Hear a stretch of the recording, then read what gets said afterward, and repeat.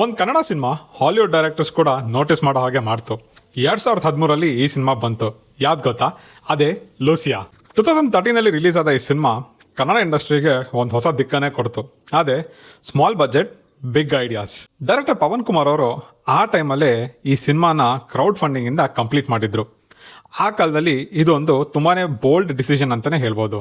ಲೂಸಿಯಾದ biggest strength ಅದ್ರ budget ಅಲ್ಲ, ಅದರ ಸ್ಕ್ರೀನ್ ಪ್ಲೇ. ಡ್ರೀಮ್ ಮತ್ತು ರಿಯಾಲಿಟಿ ನಡುವೆ ಆಡಿಯನ್ಸ್ನ ಕೊನೆವರೆಗೂ ಕನ್ಫ್ಯೂಸ್ ಮಾಡಿಸಿದ ಸ್ಟೋರಿ ಟೆಲ್ಲಿಂಗ್ ಅದರಲ್ಲಿತ್ತು. ಆಗಿನ ಕಾಲಕ್ಕೆ ಇದೊಂದು ಕಂಪ್ಲೀಟ್ ಫ್ರೆಶ್ ಐಡಿಯಾ ಆಗಿತ್ತು. Black and white visuals, colour frames, ಪ್ರತಿಯೊಂದು ಫ್ರೇಮ್ಗೂ ಒಂದು ಪರ್ಪಸ್ ಇತ್ತು. ಈ ಸಿನಿಮಾ ಕನ್ನಡ ಮಾತ್ರ ಅಲ್ಲ, ಇಂಟರ್ನ್ಯಾಷನಲ್ ಫಿಲ್ಮ್ ಫೆಸ್ಟಿವಲ್ಸ್ ಅಲ್ಲೂ ಕೂಡ ಅಪ್ರಿಸಿಯೇಷನ್ ಪಡ್ಕೊಂಡಿತ್ತು. ಲೂಸಿಯಾ ನೋಡಿದ್ಮೇಲೆ ಒಂದು ಅರ್ಥ ಆಯಿತು. ಅದೇನು ಅಂತಂದರೆ, ಒಂದೊಳ್ಳೆ ಸಿನಿಮಾ ಮಾಡಬೇಕು ಅಂದರೆ ಬರೀ ಬಿಗ್ ಬಜೆಟ್ ಇರಬೇಕು ಅಂತ ಏನಿಲ್ಲ. ಒಂದು ಒಳ್ಳೆ ಬೋಲ್ಡ್ ಐಡಿಯಾ, ಹಾಗೆ ಅದು ತಕ್ಕಂಗೆ ಒಂದು ಬ್ರಿಲಿಯಂಟ್ ಎಕ್ಸಿಕ್ಯೂಷನ್ ಇದ್ದರೆ ಲೂಸಿಯಾ ಥರದ ಇನ್ನೂ 10 ಫಿಲ್ಮ್ಸ್ ಮಾಡ್ಬೋದು.